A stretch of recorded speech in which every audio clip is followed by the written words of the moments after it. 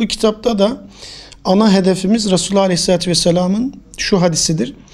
Sizden biriniz bir kötülük gördüğünde onu eliyle, diliyle ve kalbiyle düzeltsin, gücü yettiğince düzeltsin diyor.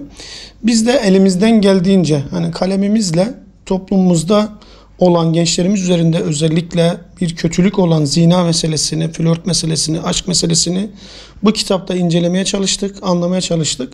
Ve bunu gençlerin anlayacağı bir dil ve üslupla onlara aktarmaya çalıştık. Yani özellikle de gençlerimizin biliyorsunuz aşk gibi, sevgi kavramı gibi, flört gibi, zina gibi kavramların içerisinde boğulduğunu bu noktada gördük. Zaten bizim bütün çalışmalarımızda özellikle yapmak istediğimiz şey şudur. Bir konunun çok iyi bir şekilde anlaşılması. Yani eğer bu konuda bir sıkıntı, bir problem varsa, özellikle flört, aşk, zina meselesinde bir sıkıntı varsa bunun üzerine gitmemiz gerektiğini, bunu çözmek için adımlar atmamız gerektiğinin farkına vardık. Ondan dolayı böyle bir eser ortaya çıktı. Ayette Rabbimiz şöyle buyuruyor. Zinaya yaklaşmayın diyor. Zina etmeyin değil, zinaya yaklaşmayın. Zinayı oluşturabilecek ortamlardan uzak durmamızı Rabbimiz bize emrediyor. Mesela şu anda gençliğimiz, kafe dediğimiz ortamlar, işte yine sosyal medya dediğimiz ortam içerisinde, medya dediğimiz ortamın içerisinde gençlerimizi böyle günaha sevk eden birçok sebep var, birçok etken var bu noktada. Biz de bunu alternatif üretmek anlamında, eğer bir kardeşimiz böyle bir şeyin içerisine düşmüşse, böyle bir hastalığın ya da böyle bir günahın içerisine düşmüşse, onun mutlaka bir kurtulma ümidi olduğunu anlatmaya çalışıyoruz. Çünkü burada da şiarımız Zümer suresinin 53. ayet-i kerimesidir. Ey kendi aleyhinde haddi aşan kullarım, Allah'ın rahmetinden asla ümidinizi kesmeyin. Allah bütün günahları bağışlar diyor.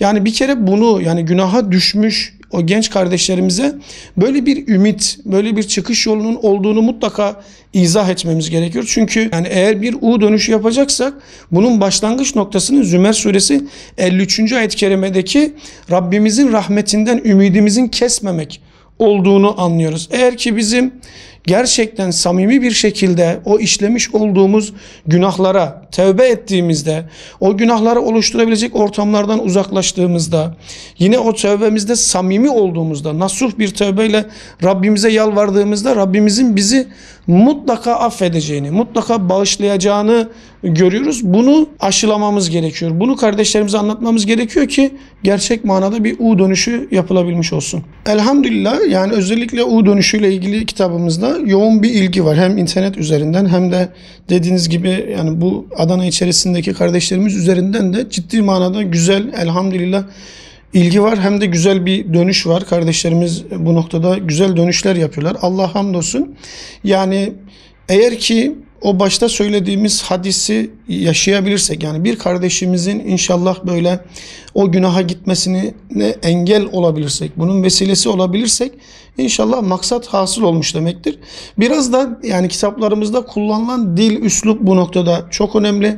Yani böyle çok akademik bir kitap ya da böyle çok ilmi bir kitap çalışması yapmıyoruz. Yani özellikle gençlerimizin çok rahat bir şekilde anlayabileceği, çok rahat bir şekilde kendinden bir şeyler bulabileceği, kendini düzeltebileceği şeyleri aktarmak istiyoruz. Yani ondan dolayı elhamdülillah genç kardeşlerimiz kitaplarımıza daha fazla bu noktada ilgi gösteriyorlar. Şimdi özellikle biz Çat Kapı olarak burada yaptığımız çalışmaları biliyorsunuz, gençlik üzerine çalışmalar. Yani bütün bizim projelerimiz, hani kitap çalışmalarımız, sohbetlerimiz, seminerlerimiz, gezi diyelim, piknik diyelim, her yaptığımız organizasyonlar gençlik içerikli. Biz gençliğe yatırım yapılması gerektiğini, gençliğe zaman harcanması gerektiğini, onların dertlerinin dinlenilmesi ve dertlerine deva olma noktasında gayret gösterilmesi gerektiğine inanıyoruz. Yani onlara yani böyle bir hocalık yapmaktan ziyade bir abilik, bir kardeşlik, bir dostluk, öncelikle bu aşamayı yapmamız gerektiğine inanıyoruz. İkinci kısımda da evet, sosyal medya çok önemli. Yani şu anda baktığınız zaman sosyal medyayı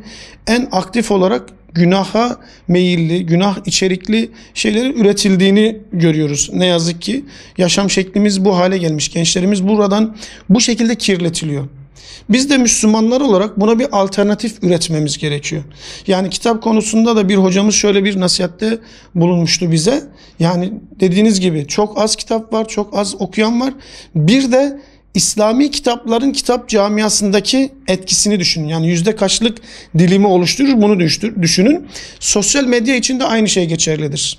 Yani sosyal medyada birçok platform var. birçok etki alanı var, birçok işte içerik üreten insanlar var. Bütün İslami camiaların ürettiği içeriklere baktığınız zaman yüzde kaçlık dilimi oluşturuyor. Onun için bu alana biraz daha fazla önem vermemiz gerekiyor. Daha kaliteli, daha böyle nitelikli içerikler üretmemiz gerekiyor. Ve biraz da böyle o dilimizin, üslubumuzun gençleri kuşatması gerekiyor. Eğer ki genç kitleyi bu noktada hedef almışsak, şöyle ki gençlik yine önemli, şu açıdan önemli. Yani bir gence dokunabildiğinizde aslında bir neslin, bir toplumun değişmesine vesile oluyorsunuz. Gençlik evresi bu noktada çok önemli. Onun için de biz Müslümanlar olarak elimizden geldiğince kullanılabilecek platformlar hangisi ise, bugün dediğiniz gibi sosyal medya ise, onu güzel bir şekilde kullanmamız gerekiyor. Eğer yazılı medya dediğimiz gazetedir, işte basındır, işte kitap yazmaktır, bunları etkin bir şekilde kullanmamız gerekiyor. Yani hani düşmanın silahıyla silahlanın ilkesinden hareketle onlar toplumu ifsad etme noktasında ne kadar gayret gösteriyor ve ne kadar farklı bu noktada platformları kullanıyorsa, biz de toplumun ıslahı noktasında onlardan daha fazla gayret göstermeliyiz.